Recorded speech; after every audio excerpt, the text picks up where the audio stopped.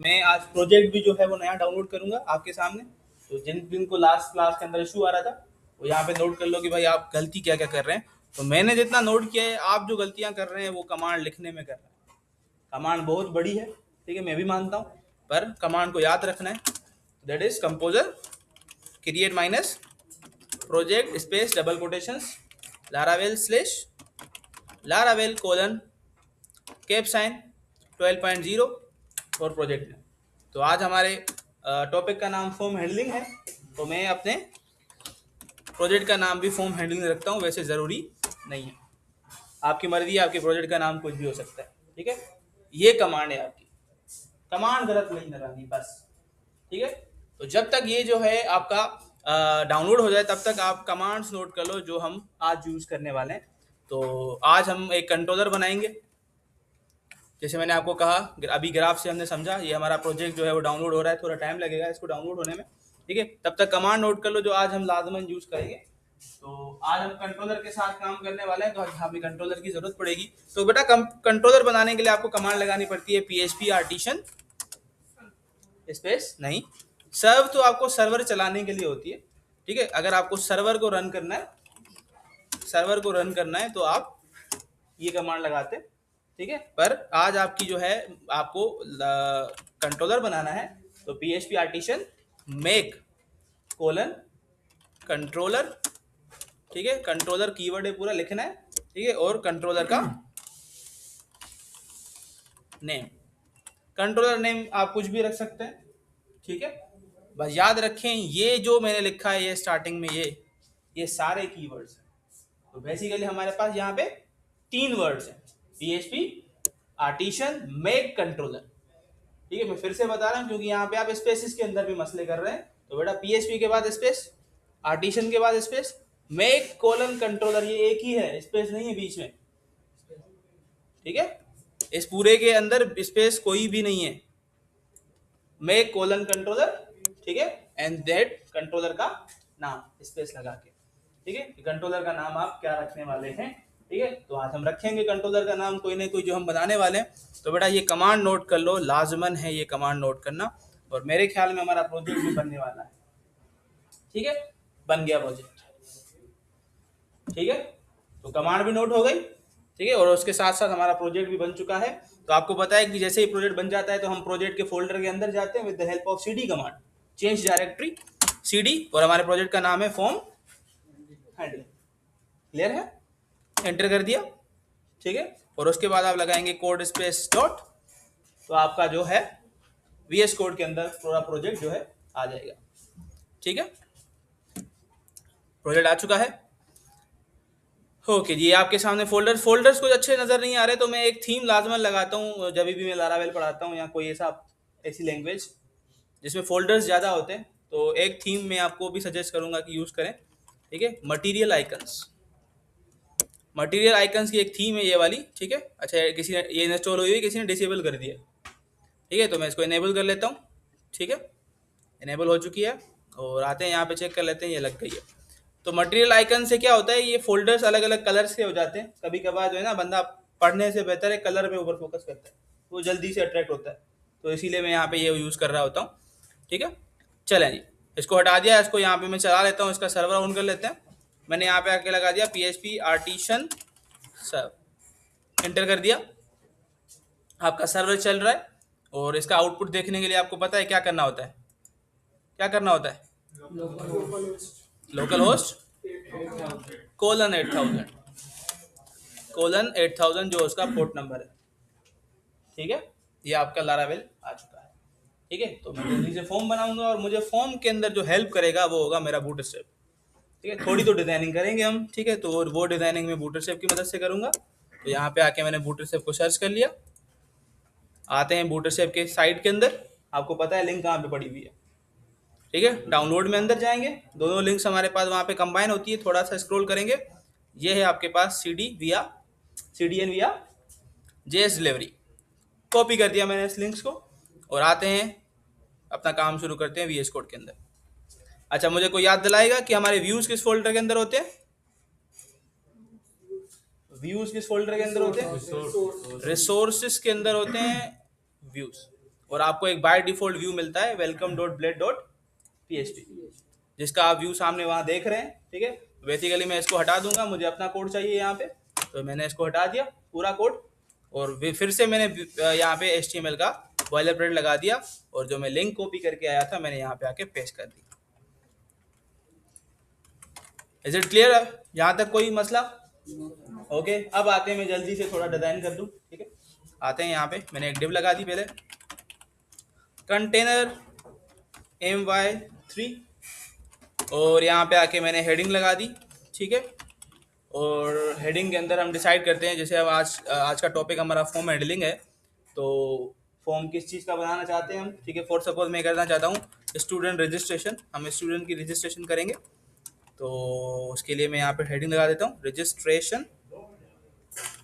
Okay, और HR लगा दिया, इसको मैंने विड्थ 50 और MX ऑटो दे दिया। ठीक है, आते हैं अब फॉर्म बना लेते हैं, पर फॉर्म मुझे बीच में चाहिए, थोड़ा सा विड्थ हम कम कर देंगे उसका, और यहाँ पे आके MX ऑटो, और आते हैं यहाँ पे फॉर्म लगा दिया। फॉर्म एक्शन की मुझे कोई ज़रूरत नहीं, मैंने हटा दिया अभी के लिए, और डिव जिसमें MB3 थोड़ी मार्जिन बॉटम 3। ठीक है, और इसके अंदर मैंने यहाँ पे आके लेबल बना दिया।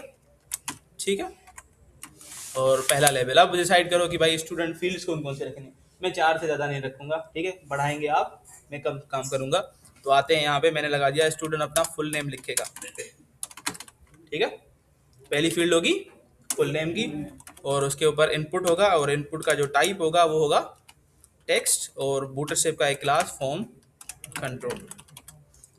इस शॉर्टकट कीज के बारे में आपको पता है ना, आपने पढ़ा हुआ है इसके बारे में, तो मैंने इसको अंडू बैक कर दिया, टैप कर दिया सॉरी। और नेम एट्रीब्यूट तो मुझे चाहिए, पर आईडी नहीं चाहिए, तो मैं यहाँ पे इसको प्लेस होल्डर लगा देता हूँ, और प्लेस होल्डर में लिख लेते हैं फुल नेम। नेम एट्रीब्यूट की कहानी सबको पता है। ठीक है, अगर आपको डेटा को टारगेट करना है तो सबको नेम एट्रीब्यूट देना जरूरी है। तो यहाँ पे आके नेम एट्रीब्यूट दे देते हैं यहाँ पे। तब PHP पढ़ के आए हैं तो आप सबको पता होगा, ठीक है, कि हर एक फील्ड को नेम एट्रीब्यूट देना जरूरी होता है। सेव कर दिया, एक बार देख लेते हैं इसका व्यू कैसा नजर आ रहा है। तो चेक कर लो बेटा, यहाँ पे आके मैंने रिफ्रेश कर दिया, और ये हमारा फॉर्म कुछ इस तरीके से नजर आ रहा है। ठीक है मनोज साहब, सही है? सही नहीं है? सही क्यों सही नहीं है? ठीक है, फील्ड्स बढ़ाएंगे बेटा अभी।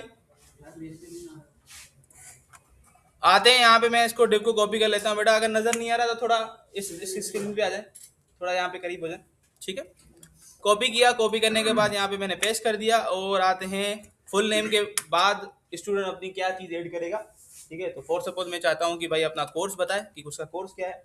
ठीक है, अब नीचे क्या चेंजिंग होगी, full name change, name attribute change करेंगे, नेम एट्रीब्यूट को भी कोर्स कर दिया, और हम प्लेस होल्डर को भी कर लेते हैं कोर्स। इतनी सी चेंजिंग होगी सिर्फ।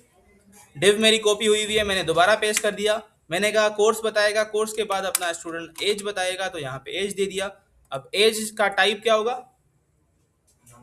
टेक्स्ट तो नहीं होगा, जाहिर सी बात है वो नंबर होगा, तो यहाँ पे आके मैंने नंबर बता दिया, और जाहिर सी बात है हम नेम एट्रीब्यूट तो चेंज करेंगे ही, तो ये भी एज होगा, और यहाँ पे आके प्लेस होल्डर भी हम चेंज करेंगे, वो भी एज होगा। ठीक है, सेव कर दिया। आखिरी में आप ज़्यादा आगे नहीं जाऊँगा, बस 4 चीज़ें काफ़ी रहेंगी मेरे लिए। आखिरी में रखूँगा स्टूडेंट अपना एड्रेस लगाएगा। ठीक है, और एड्रेस का टाइप टेक्स्ट ही है, और एड्रेस का नाम हम एड्रेस ही रखेंगे, और एड्रेस का फुल नेम भी हम एड्रेस ही रखेंगे। ठीक है, चेक करो हमारे पास 4 फील्ड्स आ चुकी हैं, इनफ है समझने के लिए, 4 भी काफ़ी है। जो चीज़ फॉर्म में आखिरी रहती है वो है बटन। बना लो बेटा बटन, कितना टाइम लगेगा बटन बनाने में। बना दिया एक डिव, मैंने कहा MT3 थोड़ा मार्जिन टॉप 3 चाहिए, टेक्स्ट सेंटर बटन मुझे सेंटर पे चाहिए। ठीक है, और नीचे आ गया इनपुट का टाइप मैंने दे दिया यहाँ पे, क्या दे दिया? सबमिट। इनपुट का टाइप क्या होता है? सबमिट होता है ना। ठीक है, और क्लासेस देते हैं बूटस्ट्रैप के BTN कलर हम डार्क रखेंगे, और विड्थ रखेंगे 50%। वो बटन का नाम जो नजर आएगा वो होगा रजिस्टर। क्लियर है? बटन को नेम एट्रीब्यूट देने की जरूरत है? पीएचपी के अंदर वो रिक्वायर्ड होता है कि बटन के ऊपर लाजमन नेम एट्रीब्यूट दे दो। लारावेल के अंदर ये चीज रिक्वायर्ड नहीं होती, ठीक है। पर अगर आप देना चाहते हैं तो दे दे, ठीक है। मैंने यहाँ पे आके दे दिया रजिस्टर। क्लियर है, फॉर्म बन गया, डिजाइन हमारी हो चुकी है। अभी तक मैंने कोई भी पीएचपी का काम नहीं किया, ठीक है। हमारा फॉर्म बन चुका है। एक बार वेरीफाई कर लेते हैं कि फॉर्म सही से काम कर रहा है। यहाँ पे आके हमने अपनी क्लास की फेमस पर्सनैलिटी का नाम लिख दिया, मोहम्मद उस्मान, ठीक है। कोर्स हमारा डीआईएसएम चल रहा है, एज दे दी हमने कुछ, ठीक है, ओके। और यहाँ पे आके मैं कर लेता हूँ,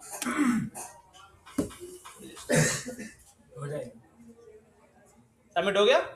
ऊपर आप चेक कर सकते हैं कि हमारे वेरिएबल जो है वो अपना काम कर रहे हैं, वैल्यूज लेके जा रहे हैं, मतलब नेम एट्रीब्यूट्स, ठीक है।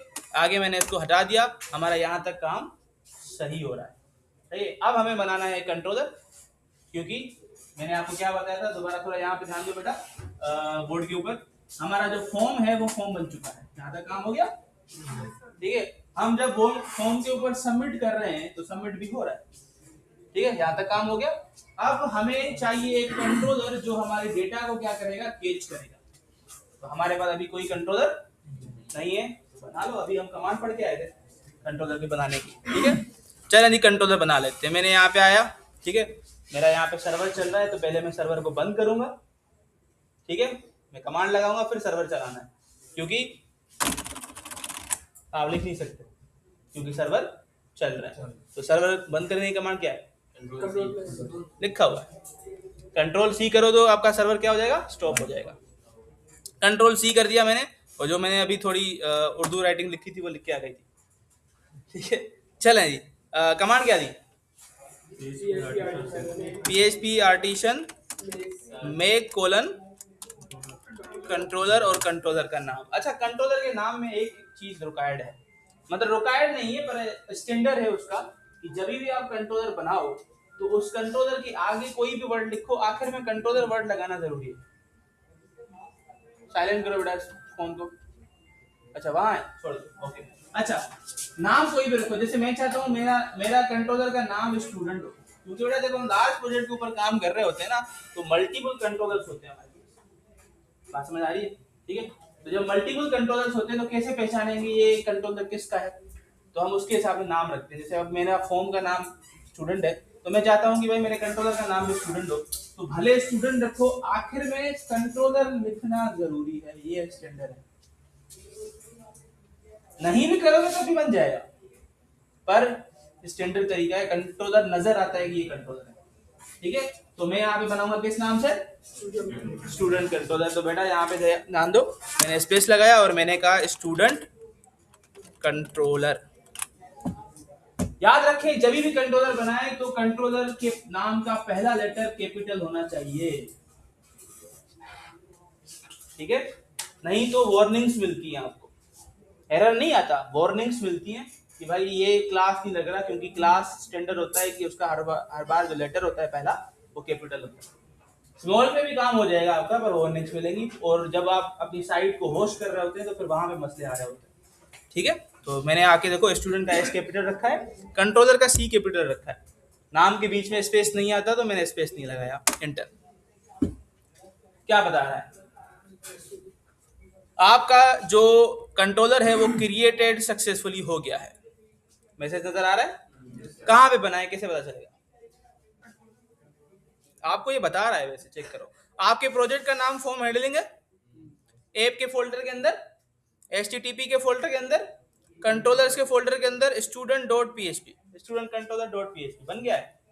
ये आपको पास भी बता देता है कि कहाँ पे बनाया है मैंने, क्योंकि इसको पता है कि कहाँ पे बनाना है, ठीक है। चलें जी, आते हैं वापस अपने कोड के अंदर, ऐप के अंदर चलते हैं, ठीक है, HTTP के अंदर चलते हैं, कंट्रोलर के अंदर चलते हैं।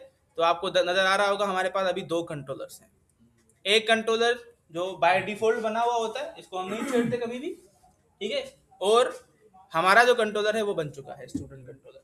इसको खोल लो, डायरेक्ट भी आगे खुद से नहीं बना सकते, आप यहाँ पे खुद से बना सकते थे, तो उसका जो डिसएडवांटेज होता है वो ये होता है कि ये कोड बना बनाया नहीं मिलता, नजर आ रहा है, ये कोड आपको फिर खुद से लिखना पड़ता है।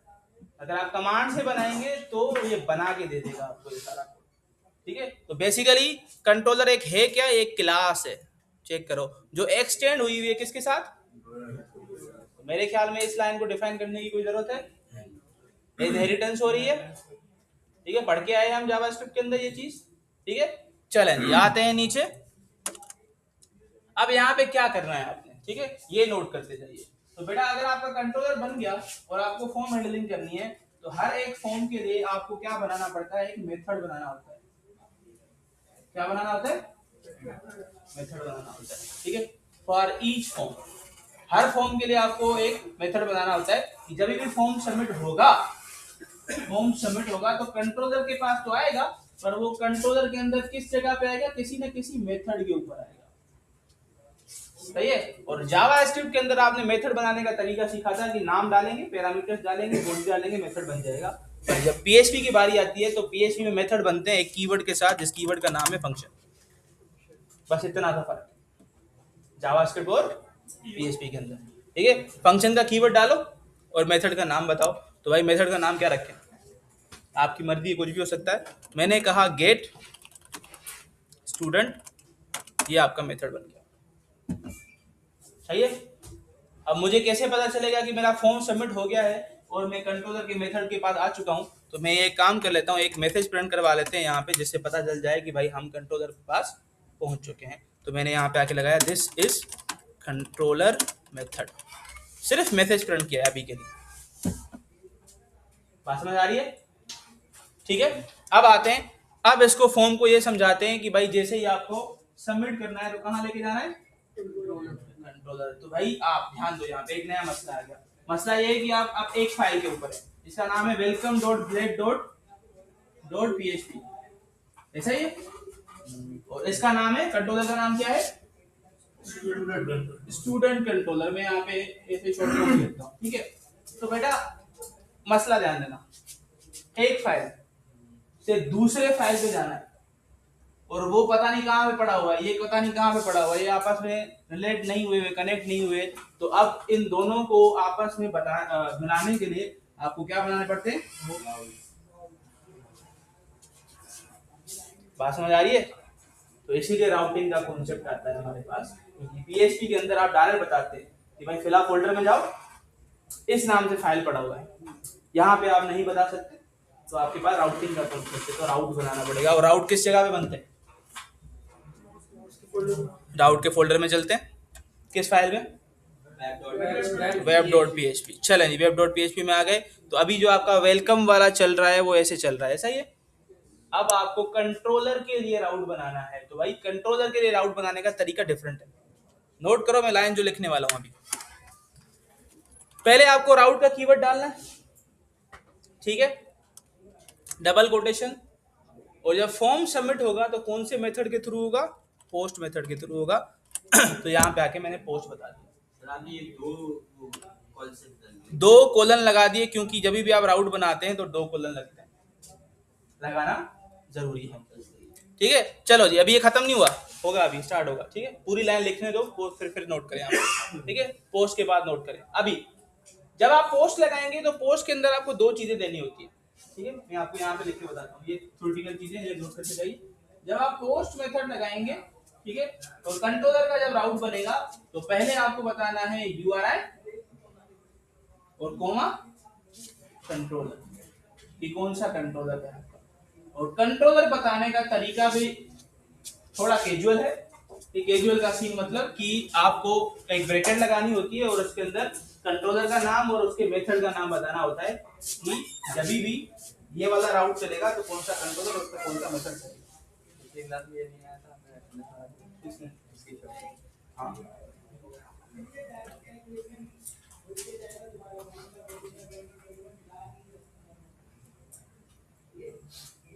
नहीं आया,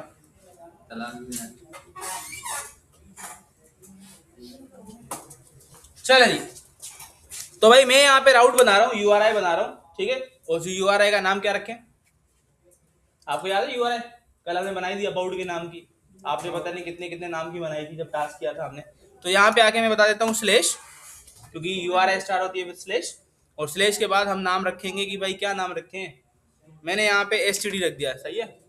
आपकी मर्जी है, राउट का नाम तो कुछ भी हो सकता है। कॉमा, अब मेन चीज शुरू होती है, कंट्रोलर बताना है। कंट्रोलर, तो कंट्रोलर बताने का तरीका है लार्ज ब्रैकेट, मतलब एरे, लार्ज ब्रैकेट। ठीक है, लार्ज ब्रैकेट के अंदर आपको बताना है आपके कंट्रोलर का नाम क्या है। बताओ क्या नाम है? चलो जी, स्टूडेंट कंट्रोलर। सजेशन में आ रहा है? सजेशन से ही उठाना है, वार्निंग दे रहा हूं मैं। अगर सजेशन से नहीं उठाया, खुद से लिख लिया, तो फिर मुझे मत कहना कि इधर मसले आ रहे हैं, क्योंकि अगर आपने खुद से लिखा, कितनी भी मेहनत करके खुद से लिखो, मैं करके बताता हूँ। मैंने यहाँ पे लिखा स्टूडेंट कंट्रोलर, ठीक है, ये आपको रन टाइम एरर दे देगा। क्यों?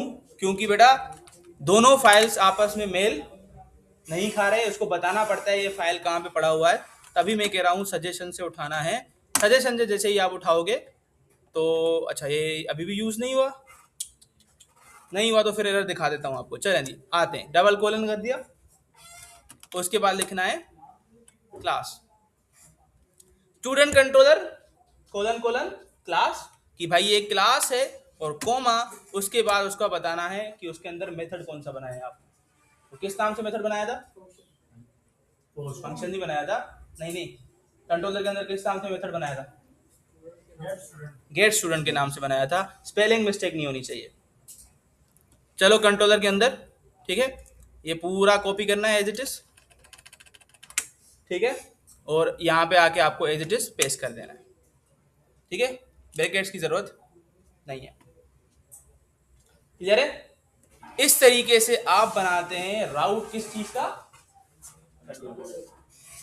बात समझ आ रही है? क्लियर है यहां तक? ठीक है, अब फॉर्म को बताना है कि जैसे ही आपने सबमिट करना है तो किस यूआरएल के ऊपर जाना है? इस यूआरएल। सही है, तो उसको बताने का क्या तरीका है? इसको करेंगे कॉपी, आएंगे वापस फॉर्म के अंदर, और आपको पता है कि फॉर्म के अंदर एक एट्रीब्यूट होता है जिसका नाम होता है एक्शन। एक्शन का काम क्या होता है? जैसे ही फॉर्म सबमिट करेंगे तो वो कहीं ले जाएगा, तो हम इसको ये बताएंगे with the help of double curly bracket. इसके अंदर एक फंक्शन है जिसका नाम है यूआरएल। यूआरएल के सिंगल कोटेशन में मैं लगाऊंगा स्लैश स्टूडेंट, और उसके साथ साथ मेथड कौन सा है? मेथड कौन सा है? नहीं, क्योंकि हमने वहां पे राउट वक्त के वक्त क्या बताया है? पोस्ट मेथड बताया है। चलें जी, ये बात समझ आई? एक बार फिर से समझते हैं, ठीक है, ध्यान देना। अब मैंने ये कहा है ऐसे कि भाई जैसे ही मैं फॉर्म सबमिट करूंगा, तो सबमिट होने से क्या क्या होता है? एक्शन मेथड एक्टिव हो जाता है। ये फॉर्म सबमिट हुआ है, मतलब कहीं पे रिडायरेक्ट करना है, तो ये कहाँ रिडायरेक्ट करेगा मुझे? स्लैश एसटीडी पे। और स्लैश एसटीडी पे क्या चलेगा? आपका ये वाला मेथड चलेगा, और मुझे डिस्प्ले में क्या नजर आ जाएगा? This is controller method. सही है? इससे ये प्रूफ हो जाएगा कि आपने फॉर्म सबमिट किया, और सबमिट होने के बाद आप कहां पहुंच गए? कंट्रोलर पे। डेटा अभी तक नहीं मिलेगी हमें, डेटा पे आता हूं मैं अभी, पर अभी समझ लो कि यहां तक कैसे पहुंचे। क्लियर है? अब चला के चेक करें। पहले जब हमने फॉर्म सबमिट किया था, ना हमारे पास कंट्रोलर था, ना हमने फॉर्म को बताया था कि कंट्रोलर पे जाना है। अब हम बता के आए कि भाई जैसे ही फॉर्म सबमिट होगा तो आपको इस एसटीडी को कॉल करना है यूआरएल में, और एसटीडी जब कॉल होगी तो आपको पता है कि जब राउट में एसटीडी कॉल होगी तो कौन सा फंक्शन चलेगा? Get student. और गेट स्टूडेंट किस कंट्रोलर का है? स्टूडेंट कंट्रोलर का। और स्टूडेंट कंट्रोलर के अंदर इस गेट स्टूडेंट के मेथड के अंदर क्या लिखा हुआ है? This is controller method. Flow समझ आ रहा है? बात समझ आ रही है? ठीक है, अब ट्राई करने की बारी आ गई, और हमारे पास कुछ एक्सपेक्टेड एरर्स हैं। ठीक है, एरर्स आने वाले हैं, मैंने आपको शुरू में ही बताया था एरर्स आएंगे, नोट करते जाओ बेटा मेरे पास। अच्छा, ये क्या हुआ? आपने सर्वर बंद कर दिया था, आपने आप भूल गए उसको दोबारा चलाना। जब कंट्रोलर बनाया तो सर्वर ऑफ किया था ना? तो दोबारा सर्वर चला दिया, यहाँ पे आया। चलाने के लिए आपने सर कौन सी चीज इस्तेमाल की? Control C? नहीं, PHP आर्टिसन सर्वर। ठीक है, चलें जी। ओस्मान, कोर्स, एज कराची, नहीं 25। ठीक है, कर दूं सबमिट? मैसेज मिलना चाहिए this is controller method, page expire. ये एरर आता है। 419 का 419 का एक एरर आया है, शुक्र है 420 नहीं आया, एक कम हो गया। ठीक है, अच्छा चलें जी बेटा, पेज एक्सपायर जो है हमारे पास एक एरर है, एरर नहीं सॉरी, ये आता है पेज एक्सपायर। क्यों? क्योंकि आपको लारावेल के अंदर हर फॉर्म को एक यूनिकली कोड देना पड़ता है, जिसे हम बोलते हैं यूनिक टोकन। क्या बोलते हैं? Unique token. और उस टोकन को लगाने के लिए आपको एक कीवर्ड लगाना पड़ता है, उस कीवर्ड का नाम है @CSRF। नोट करो इसे। विदाउट दिस CSRF टोकन आपका फॉर्म कभी भी सबमिट नहीं होगा। ठीक है, नोट करो बेटा, CSRF का फुल फॉर्म है, मुझे याद नहीं है, देखना पड़ेगा, पर उसको बाद में देख। जी, की टोकन, ये आपका टोकन है, की टोकन है, बिल्कुल। चले जी, अच्छा ये भी तो देख लो कि रखना कहाँ पे इसको, CRF को कहाँ रखना है? आपको CRF को रखना है फॉर्म टैग जो आपका बनाया हुआ है आपने, इसके बिल्कुल नीचे, और कोई जगह नहीं है इसकी। जहां पे आपने फॉर्म बनाया है उस फॉर्म के नीचे फील्ड से पहले तो @CSRF ये आपका लग गया। बस ये ऐसे ही लिखना है, इसके लिए कोई मतलब और कुछ भी नहीं, ये रिक्वायर्ड है फॉर्म हैंडलिंग के अंदर, ये चीज रिक्वायर्ड है, CSRF टोकन लगाना पड़ेगा। चलें जी, अब देखो सिर्फ इतना एरर है, मैंने हर फॉर्म के लिए लगा CSRF सेम यही चीज आएगी। ठीक है, चलें जी, आते हैं वापस यहाँ पे, जान दो। देखो मैंने आपके सामने कुछ नहीं किया, सिर्फ CSRF लगाया। ठीक है, अब दोबारा ट्राई करते हैं। मोहम्मद उस्मान में मसला है, कहते हैं तभी जो है ना हमारा काम नहीं हो रहा। चलें जी, कर दूं सर रजिस्टर दोबारा, एंटर, एरर आ गया। आपको लारावेल का एरर भी दिखाना है ना, ठीक है, तो एरर दिखा देता हूँ मैं आपको। लोड हो रहा है, कुछ ज्यादा टाइम ले रहा है, इसका मतलब है एरर आने वाला है, क्योंकि वो बफरिंग कर रहा है आपस में। ठीक है, एरर क्या है? एक्सपेक्टेड एरर है, ये देखो एरर आ गया, नजर आ रहा है। अब एरर पढ़ने का तरीका समझाता हूँ आपको। ये कह रहा है कि आपने एक क्लास को टारगेट किया है जिसका नाम है स्टूडेंट कंट्रोलर, वो एग्जिस्ट ही नहीं करता, मैं उसको जानता ही नहीं हूँ। अब ये कौन कह रहा है? नीचे आ जाओ, नीचे आ जाओ। ये आपको कह रहा है कहाँ गया, कहाँ गया, कहाँ गया, कहाँ गया? ये देखो डेटा दिखा रहा है आपको, ये डेटा आ रही है, नजर आ रहा है? ठीक है, पर उसको छोड़ो, आप राउटिंग का प्रॉब्लम है, समझ आ रही बात? अब राउटिंग का प्रॉब्लम क्या है, मैंने आपको नोट किया आपने, मैंने आपको बताया था सजेशन से उठाना है। अब सजेशन से उठाने का जो रीजन था वो ये था कि वो खुद ऊपर उसको एक्सटेंड कर देता है, ठीक है, इंपोर्ट कर देता है, नहीं हुआ तभी ये इसको जानता नहीं है। अब राउट कह रहा है कि भाई मैं स्टूडेंट कंट्रोलर को जानता ही नहीं हूँ, तो मैं आपको कैसे वहां भेजूं? ठीक है, तो अब इसके लिए आपको क्या करना पड़ेगा, ऊपर नोट करो, लाइन लिखनी पड़ेगी, यूज, पूरा पाथ बताना पड़ेगा कि कंट्रोलर पड़ा कहां हुआ है। तो बताओ भाई, एफ के फोल्डर के अंदर, एप के फोल्डर के अंदर स्लैश, अच्छा ये स्लैश भी वो बैकवर्ड स्लैश है। ठीक है, एप के फोल्डर के अंदर कौन सा फोल्डर है? HTTP, उसके अंदर कंट्रोलर के फोल्डर के अंदर, कंट्रोलर्स के फोल्डर के अंदर स्लैश, किस नाम का कंट्रोलर है? Student controller. बेटा स्पेलिंग मिस्टेक नहीं होनी चाहिए, ये PHP लगाने की जरूरत नहीं। ठीक है, ये हो गया। अब इससे राउट वाले फाइल को ये पता लग गया कि ये वाला कंट्रोलर जो यूजर कह रहा है वो आखिर पड़ा कहां हुआ। सिर्फ एक लाइन लिखी, आपका एरर सोल्व हो गया। अगेन ट्राई करने की बारी आ गई। ठीक है, अब ओस्मान का नहीं लगाएंगे, ठीक है, ओस्मान हैवी नाम है तभी मसला आ रहा है। शहूर ट्राई करेंगे, हमारी दूसरी पर्सनालिटी क्लास की। ठीक है, तो यहाँ पे आके मैंने DISM लिख दिया। ओके, यहाँ पे आके मैं इसको कर लेता हूँ रजिस्टर। क्या मैसेज है? अब इसका मतलब क्या है? पहुंच गए यहाँ पे, कंट्रोलर का मेथड है, तो बेटा फॉर्म से कंट्रोलर तक पहुंचने के ये मसला है। बात समझ आ रही है? अब आपकी बात कर लेते हैं, डेटा चाहिए है ना, डेटा भी चाहिए, तो डेटा बिल्कुल आसान है, ध्यान दो कैसे होगा। बेक किया, रिफ्रेश किया, अब आपको डेटा भी चाहिए, तो डेटा के लिए आपको कंट्रोलर के अंदर जाना पड़ेगा। आपने जो मैसेज लिखा था ये तो सिर्फ टेम्पररी था, मैंने ऐसे ही लिखा था, ठीक है, आपको सिर्फ समझाने के लिए मैंने हटा दिया। अब होता क्या है लारावेल के अंदर, PHP के अंदर कितना मुश्किल काम था, गेट या पोस्ट मेथड के थ्रू हम एक एक को वेरिएबल से निकाल के रखते हैं। ठीक है, यहाँ पे कोई मसला नहीं है, आपको जो डेटा आता है वो इस क्लास के अंदर मिल जाता है। किस क्लास के अंदर? रिक्वेस्ट। तो आपको क्या करना होता है, रिक्वेस्ट का ऑब्जेक्ट बनाना होता है बस। कैसे बनाएंगे ध्यान देना, आपको इस रिक्वेस्ट को एज इट इज कॉपी करके लिखना है अपने पैरामीटर के अंदर, वेरिएबल बनाना है इसका, मतलब ऑब्जेक्ट बनाना है इस क्लास का। तो नाम रखो ऑब्जेक्ट का, क्या रखना चाहते हो? पीएचपी के अंदर डॉलर के साथ वेरिएबल बनते हैं, ऐसा ही है। तो डॉलर लगा दिया, वेरिएबल का नाम मैंने REQ लिख दिया, सही है। और मैंने इसको ये कह दिया कि भाई डेटा आ चुकी है आपके पास, क्योंकि मैं आपको दिखाया था जब एरर आया था तभी भी डेटा आ गई थी। तो डेटा आ गई है, वो किस वेरिएबल के अंदर है अभी? REQ के पास। आपने सिर्फ इतना करना है, रिटर्न अंडर $REQ। आपके पास डेटा आ गया, भेज दो।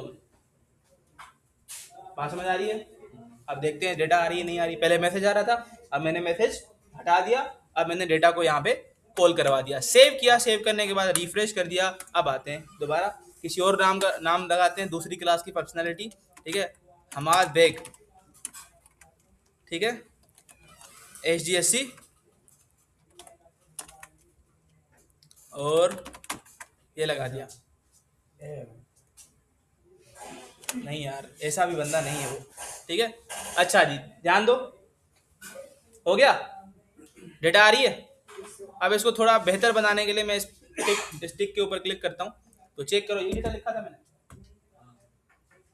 डेटा मिल गया आपको?